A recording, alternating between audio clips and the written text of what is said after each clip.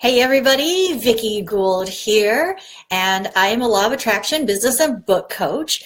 And today we are going to be talking about how to self-edit your book like a pro. Now, one of the things that I really want to tell you, because I know there are a lot of new people in this group, is that I really love marketing. This is why the book has been such a huge thing for me, because a book is one of the best ways for you to market your business. You know, a lot of people say it's the new business card because people aren't going to throw away your book even when they move to another house. Hey, Randy, thanks for the hearts. So as you're coming in, give me a little thumbs up or something. Say hello and let me know that you're here. Like I was saying, you know, for me, my love is words. Words are persuasive. They're influential. They're change-making. They can motivate and inspire, you know? And this is why books are so dear to me. This is how you leave your story, your legacy, your message. And part of this whole entire thing, because you're growing a business, is that the book is one piece. Hey, Shauna K. The book is one piece. It is a tool for you. It is a tool in your marketing toolkit, right? And getting this book done well is what you need to have happen.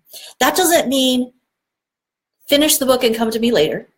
That doesn't mean try to do it all yourself and then later on come back and try to go back to phase one of the pre-book writing questions and then go try to, what am I trying to say?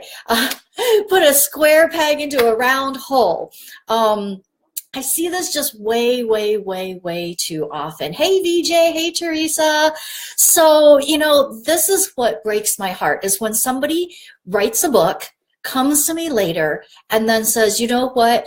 I, downloaded some of your freebies. I followed your 60-day plan, and now I need help getting it to bestseller. And I think that's great when you've written your book and everything, but please be open to the feedback, be open to changing it, be open to doing what needs to get done in order to make a book that's going to get you clients. I think I've said it before that people a lot of times are very open when they talk to me about changing things. And then when I realize that they're missing parts inside their book because marketing is not inherent in our brains, when we're telling a story or sharing something with people, it's just not inherent. You're not born with that. You have to learn. And then you need to learn to flex that muscle. You need to exercise it and then get better and better at it so that that book is going to take that reader and turn it into a client. Okay, so just because you're done with your book, that means that maybe you're done with the meaty, juicy value tips and your secret sauce. But what might be missing is the seeding and the elements in your book that is going to take that reader to that next step that you want. Okay, so just be open to that, please, because so many people have been asking me questions lately, and the biggest thing that I can say is do the questions before you start the book. While you're doing the book, continue to ask yourself those questions about, why am I writing it? What's this for? What's my purpose? What's the mission? How does that tie back to my business? If you aren't answering those things in your book, then you just have a book. And it may seem sort of related to your business, but it may not get you clients. Okay? So, sorry, I was on a little thing earlier and I just had to share that with you guys because it really just, like I said, it breaks my heart to see people write their books and then I say, well, is this tied to your business? Yes. Okay, how is it tied to your business? I don't know. Or, they're like, gosh, I never really thought about that. And I don't want that to happen to you guys. So if you've been in my group for a while and if you've been in any of my challenges, you've probably heard me talk about those things. So let's move on. You came for how to self-edit like a pro, not for me to talk about all this other stuff, which is still very important, you know? So let's talk about editing. Okay, so the first thing about editing your book, the surefire way to take forever and almost never get your book done is to edit while you're writing. So that's the first thing. Do not edit while you're writing, or you're going to go back through chapter 1 and then go through it again and reread chapter 1 and then move things over and rearrange sentences and take out a word, replace a word, you know, that kind of thing. Hey, Demetra. And then you're never going to get done. Thanks, Teresa. You're never going to get done. So what you want to do when you write is just write. Write about whatever topic you've decided you're writing about that day. Write and brain dump. Don't edit. Don't fix the grammar. Don't go, ooh, that doesn't sound right. Or if you're like struggling for a word, it doesn't matter. Fill in something else. Go back to it later. Because when the words start to flow and the things start to come out of you, dump it all on paper. Don't censor it. Just write it. So the first thing, do not edit while you're writing, all right? But let's get into the first go round. Let's say you finished your book, all the chapters are done, you put all the cool things in there that you're supposed to with the seeding and marketing and enticing the reader and all that stuff, okay? Let's say you've done all that, followed the plan. Your first go around, you are going to check for grammar and spelling, okay? Now, this is not English class. So don't get all freaked out about it has to, you know, I remember how we did those essays in English class, right? It's like, here's your introduction paragraph and here are the points I'm going to talk about. And then these are the 3 points and these are the supporting things. And then here's the conclusion that we're going to wrap up like, okay, yes, certain things in there are things that you're going to put in your book, but it is not English class. Please write it in ways that sound like you. So while you're writing it, you actually want to listen with your ear. And you want to listen to make sure it sounds like you. You don't want somebody to come up to you later and go, I read your book, I'm so excited to meet you, and you start talking, they're like, you don't even sound like yourself. Because when people think of English class, they all of a sudden get really formal, you know, and get all proper. We don't want that. We want you to be you. We want you to be casual. We want you to be the playful you, the humorous you, the personality you, not the master's thesis you, okay? Because that's going to be dry and boring, boring. Hey, Tanya, VJ says, I'm just using Word. Yeah, Word is fine. And you know what's cool is Word is going to give you grammar remarks, like it underlines a thing when it's wrong, right? It's going to alert you to spelling things. So it's really cool because in Word, you can correct your spelling. You look up other words for synonyms and antonyms and stuff like that. Just double check all the little squiggly lines, the green ones, the red ones, and whatever. You can also install a thing called Grammarly if you feel like you need the help. I like it to a degree, and for some people, you know, they really, really enjoy using Grammarly, and they install that so that when they're typing, their grammar is being corrected along the way. Nia says, I'm having trouble viewing. Try refreshing your screen. I don't know. Is anybody else having problems with that? So, okay, first go around grammar and spelling. Remember, it's not English class. In fact, here's the thing too. I have sentences in my book that are actually not sentences. You know how a lot of times people, for emphasis, they put like a word and then a dot and then a word and then a dot and then a word and a dot, right? You can do that in the book. You can break some grammar rules in your book. Shh, you know, you actually can, and it's okay, right? So make sure as well as you're reading that each paragraph has one thought. We are all notorious, I'm no exception, to going off on rabbit trails, right? Or adding things or thinking that we have to go into this whole backstory. And sometimes you don't need to do that. Just make sure that you have one thought per paragraph. And if it ends up that the paragraph is short, even if the paragraph is one sentence, and that's a grammar rule that, you know, you're breaking, it's okay. It's actually better to have shorter easier to read paragraphs than really long rambling ones. I myself tend to do like ands and commas and so and stuff like that. So if that's the way you talk, it's perfectly fine. Just make sure that people are able to follow you and you're being clear and succinct. Okay. Rabbit, yeah, rabbit, rabbit, rabbit.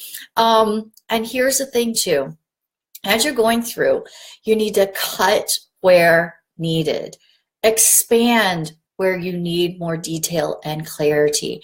Remember, as you're writing, you want to hit the senses: sight, sound, taste, all the senses, touch. You want to hit those so that people feel like they're in that journey, in that book with you. Okay? But you also don't want to be overly wordy. Keep it simple, be super clear. And I'm not saying make all your sentences short and boring. I'm saying make them interesting and clear and not longer than they need to be. And I hope that makes sense, right? Because most things out there can actually be cut by 50%. And sometimes it does take editing and reading it over again and going, you know what, does this really matter? Does this sentence help anything? And you need to think about it in the way that every sentence needs to enhance the reader's journey. If it doesn't enhance it, it's not adding anything to the experience, then it doesn't need to be there, okay? And if you're thinking, oh no, my book might be too short, it's actually okay, because I really recommend having short read books. We have such short attention spans, and because it's a business book, and you're sharing some value and tips and things like that, people want to get that juicy stuff and be able to implement it and use it right away, okay? So actually keeping things short is better. And if you happen to have a lot of things that you want to say, because hey, some of us do, right?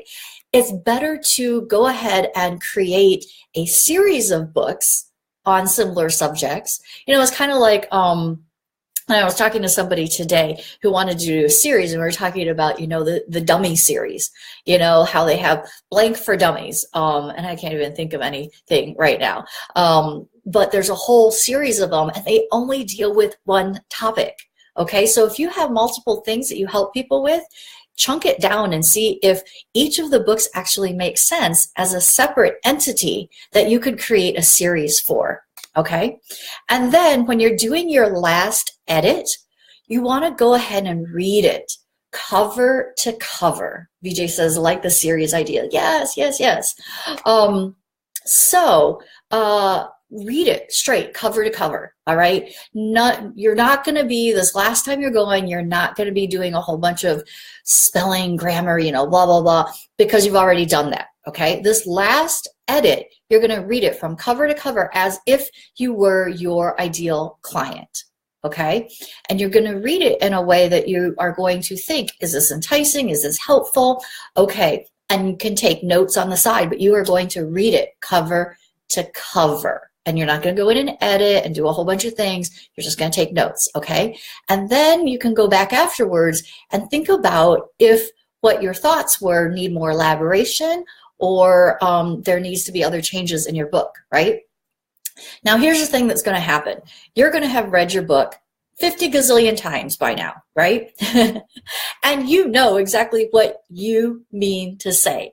So you're going to read right over some of those mistakes. You're going to read right over word versus world with an L, right? Because you know exactly what you mean. So there's going to be errors, there's going to be mistakes still in there, and this is why it's actually really good to hire a pro. Now, I know I was talking about self-editing like a pro. It really is a good idea to hire a professional editor. They can give you a lot of feedback. But let me give you my super duper trick to actually catching all those things in your book. All right, you ready? You're going to record your book as an audio book. You're going to record each chapter separately, okay? You're going to read it like you're reading to somebody. Tiki says, I need an editor. Cool. You can use the editor from our anthology. I think you know her. If you don't have somebody that you want to use, I can give you a couple other referrals. I do have a couple other ones. So record your book like an audiobook. And this is where I find the most mistakes. It's like I'm done editing, doing all my stuff. And, you know, here's the thing, even an editor is going to miss some things. Nobody's perfect, right? And don't worry if there is an error in your book when it goes to print or when you upload it. So many books have errors, but we don't care. We just read over that because they're more concerned about the value you're giving them, the benefits, than they are if you're using your correctly. It's or there, right? They don't care as much as we care because we're horrified that, oh my gosh, we forgot an apostrophe or we misspelled something or, you know, stuff like that. So record your book chapter by chapter. And as you do that, you're going to see that it's like, how could I possibly have just read over that? And until you read it out loud, you just don't catch it. It's just this thing, you know? All right, so let's move on to something that I want to share with you because I'm not just a book coach. I resisted so much about calling myself a book coach. I wanted to be called every other thing under the sun, and I can get your book to bestseller, plus help you with this and that, you know. And part of the reason of that is because I do so much more and I help with so many other parts of your business. Like when you write your book with me, you actually find clarity in your message. You figure out your ideal client. You actually get closer to your story and are able to share it a lot more confidently. You'll learn how to structure those things. You'll learn how to market not just your book, but yourself and different ways to be on social media and create funnels, regardless if it's a freebie or if it's your book, right? And on top of it, I help you with law of attraction, calling those clients in. And this is where I want to go right now. So you have now finished your book, you've recorded the audio, you know that it's got those things in it that you think your reader wants. Maybe you've polled your tribe, maybe you've, you know, done all those things. Thanks for the hearts. But you want to make sure that this book is really, really, really going to just wow them. It's going to be so impactful to their life. You're going to help them in ways that they're going to remember your book, remember you. This is your legacy, right? So when you're done, the thing is you really got to be really thrilled about your finished product. Because if you're not thrilled with your finished product, you can't be excited about it and you're not going to promote it. It's a little bit like if you are selling your one-on-one coaching package and you're not comfortable saying, to work with me for 3 months costs blank, right? You're going to have a hard time promoting it because you're not excited, you're not thrilled, you're not convinced and all that stuff. You have got to feel this way about your book too. Demetra says, this is your gift. VJ says, great insight. Cool. Stacy says, Andrea, yes. Shauna K, yes. VJ, you rock. Yes. Thank you. Thank you. So, you know, make sure you're really connected to this book and you are thrilled with the finished product, because if you're not, you're going to let it sit on the sidelines. And I have had experience with 48 best-selling authors that I helped to become bestsellers and internationally as well. And I run the full gamut of them. Some of them are so excited to share their story. They're so into it. They're so, you know, fired up and lit up about their message. They're out doing awesome, wonderful things and fulfilling their mission and growing their business. And then there's the other ones who are like, you know, I'm still a little scared to share this story. I don't know if I'm really going to be that impactful. I'm not sure if I'm meant for this, or who am I to think that this could be something that could be that impactful, right? And those people are going to sit on the sidelines and play small and not use their book, not use their story, and be the same place they were a year ago. So please do yourself a favor. Your book is not just a book. I mean, yeah, you can be like, all right, it's an accomplishment. I get to check it off my bucket list. And, you know, Vickie helped me get to bestseller. I can help any book get to bestseller because the book bestseller launch is about the outside. It's about the marketing. It's about the promise. It's about telling the world this is what you're going to get out of the book. Now, if you have a book where the insides aren't going to fulfill that promise, or you're not convinced that you can fulfill that promise, then the book's going to, right? So please be terribly thrilled, be over the moon excited about this contribution that you're making in the world with your book and your story, your mission, your message, all of it. Right? Get fired up. So afterwards, and this is what I was trying to get to. Sorry, it's taking me so long. Take a break, a day, maybe two, to sit and think and ponder and ask God and the universe, what else might you need to add in that book for your ideal client reader? What is it that they need to hear from you? Now, if you coach with me, or if you do any of my programs online, like, you know, the Easy Writer course, this is something that I say in there often. People are like, I have writer's block. I don't know what to say.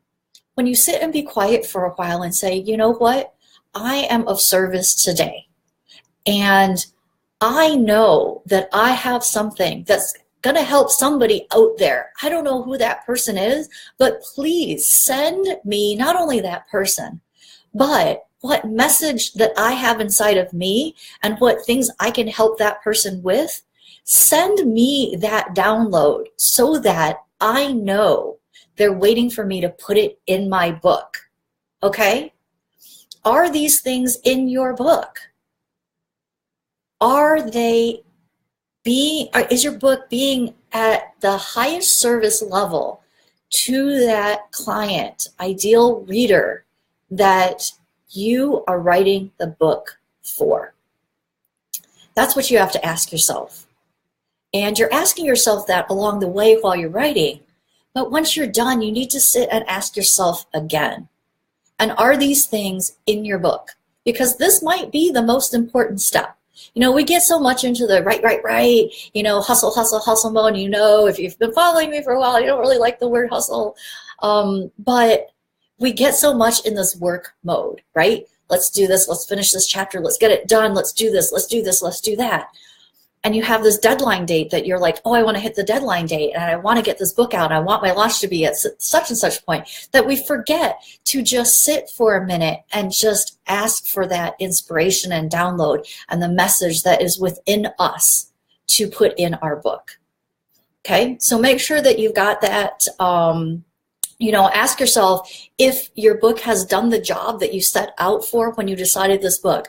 So phase one is the prep of this book, where you're asking a lot of questions and you're saying, okay, what do I want for this reader? What do I want for me from this book? What's it going to do for the world? And once you've read it cover to cover, you need to ask yourself if it did the job you set out for. And here's the thing that happens to a lot of people is maybe they get a little sidetracked, maybe they get a little off course or something, especially if they don't have like accountability and a coach and somebody who's an expert in something like this, where they think they're going after this and they kind of veer off, right? So ask yourself, because if you end up with a book that isn't what you wanted to end up with, it's not going to do the job that you set out to do with the book. And then it's not going to get you clients. And in the end, that's what you want, right? Because the highest level of service that we can be in the world is to get clients who pay us so that we can help them and they can be accountable for their up level and commitment to their own life, right? So make sure that it's doing the job. Ask yourself, can the reader identify what your secret sauce is? Can they see how you're different? And maybe what's different about you is your background, your story, some other kind of connection, because, you know, realistically, we all sell somewhat of a commodity. Nothing really is new out there, except our journeys are all unique. And certain people are going to connect with me, and certain people are going to connect with a different book coach. Same thing for you and your business. Is the reader going to remember your story? Because guess what? If they remember your story, they're going to tell that story to their friend. They're going to be at coffee and they're, oh my gosh, you got to hear this story. You know, that's what's going to happen. You want them to remember those stories, and those stories that are memorable are the ones that they connect with, where they're like, oh my gosh, she gets me. She understands me. She knows what I'm all about. And that's where they're like, okay, I need to work with her because she's the only one in the world who really understands what I've been through and can help me out the other side. VJ says, highest level service. Yes. Tiki says, so true. Thank you for the fire, flames, and heart. Sold out on your story, Stacy says. Yes, sirree, Bob. You have to be sold out for your book, your story, your mission, everything about what you're doing, and your price point. Because what good is a book going to do if you get clients on the on demand into your inbox setting up appointments and you can't spit out your price? Okay, but that's another story for a different day, right? So here is what I want to leave you with is, what chapter do you think you should put first? I know you can't really answer because I think there's a little of a hesitation here. Okay, so I'm going to tell you the answer. Put your juiciest chapter in first. When you're writing a book, it's not save the best for last, because they might not get there. If the first part of your book is too dry and boring, or it doesn't give them what they want, they're not going to continue reading. So when it comes to books, saving the best to last is actually a very, very deadly mistake. It could kill your sales. It could kill your clients that you're trying to get. So put the juiciest chapter first, because they're going to look at that chapter and be like, oh my gosh, that was all in the first chapter? I got to like scour the rest of this book to get all the other things, because if the first chapter was that good, the second's going to be better and better and better and better, right? That's just inherently what people start thinking. So put your juiciest chapter first. And if you don't know what your juiciest chapter is, ask somebody who's read your book. It could be a friend, it could be a family member, it could be your editor, right? Now, one last thing. I did say that was last thing, didn't I? One last thing about asking friends and family to edit your book. Totally fine if you want to do it. But here's a caveat of asking friends and family to edit your book for you. For one, they're not a professional editor. Number two, a lot of times what they really want to say is just, hey, it's great, and they want to be your rah-rah cheerleader and everything, and you're going to get, ooh, that was nice, and that's all you're going to get. So if you're going to use friends and family, my advice is to say to them, I want you to be brutally honest to the extent that you think you might hurt my feelings, because I want this book to be that good. So I need you to make a commitment to me to not hold back on anything that you're thinking about the book. And if it's not good, I want to know it's not good. If it's not clear, I want to know it's not clear. If it's confusing, I want to know that it's confusing. If the story is horrible, or if you got tired and fell asleep halfway through, I want to know that. You have to be very clear with those friends and family, because they don't want to hurt your feelings. You know, they just don't. So if you are tempted to ask friends and family for their advice, please outline what it is that you are hoping they'll be able to give back to you, so that they can be honest with you. Okay? Right. Kim says, do that story for another day on spitting out your price, please. Okay, we can do that. VJ says, second that, please, and thank you. All right, cool. We can definitely do that if that's what you want to do, about spitting out your price, about setting up your price and how to get there. Cool, cool, cool. Awesome. So let me know if you have any questions. That's everything that I have for you about editing, and I hope that that was very helpful. Hurt my feelings before the world does. Yes, Tiki, you know, really, that's a good point. I would rather have somebody close to me who I know truly loves me and has my best interest at heart to hurt my feelings about anything that I'm putting out there, so that the rest of the world doesn't end up thinking something that I don't want them to think. Does that make sense? So I'm going to tell you a story and then we can hop off. So I had, and this is funny, this is about feedback from friends who love you, right? So one of my best friends, who is actually not a business coach or anything like that, she saw my Facebook ad roll by. So it was kind of like a blurred picture in the background. It was me writing, and you could see, like, I was sitting down, you could see my knees and a table, and then my books were spread out on the table. And of course, since I knew what it was, it made perfect sense to me that everybody else knew what it was. So I had two knees. Okay, I don't even know how to, like, I wish I had this picture. So I had these two knees, right? And then there's this table, so it's kind of like this in the picture. So you got to use your imagination a little bit here. So this picture rolls by on her Facebook, and she texts me, Vickie, is that picture a picture of a butt? And I'm like, what? What do you mean? It's me writing in my journal on a chair. Those just happen to be my knees. And there's a coffee table in front. I'm like, do you really think it looks like a butt? So she goes and she asks her husband. She's like, close your eyes and then open them and tell me what you see. And he says, butt. And I'm horrified. This ad has been running for 3 days, maybe 4 or 5. I don't even remember. So all these people have seen this ad, and I'm horrified. It looks like a naked butt. So of course then I have to go text and ask a couple other people, what does this look like to you? Do you really think it looks like a butt?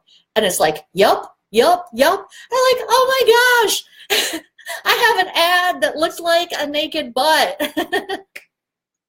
So to that end, ask your friends to tell you the truth about these things so that you don't have to be embarrassed that you have a picture that looks like a naked butt out in public for the whole entire world to see on Facebook. Oh, goodness. Okay, so if you guys don't have any other questions, we'll wrap it up. If you come up with something later, go ahead and put it in the comments, and I'll be back to answer those. And, you know, if you have any other requests for what to do on Training Thursdays, I see this one for setting your prices is kind of popular, so maybe we'll be doing that next week. All righty. What does Kim say? Thank you for this, Vickie. Your little trainings are very informative and helpful. Yay, I'm so glad. VJ says very helpful. You're welcome. Everybody else laughing. Yeah. Yeah, forever. I'm the butt picture lady, but I don't really want to be known as that. Luckily, I don't think that many people saw the ad. All right, cool. Then everybody have a great rest of your week, and I will see you on Monday for, for Meditation Monday. Tuesdays, we have Tea Time Tuesdays, which happens on my Facebook page, but gets shared into this group. And then also next Thursday, I don't know what the topic is yet. Maybe it will be that pricing thing. So if you are on my email list every week, you do get a lowdown on all the topics for the week. If you're not on that list, let me know. I can add you to it very easily so that you'll have those notifications. Okay? All right. Talk to you guys later. Bye.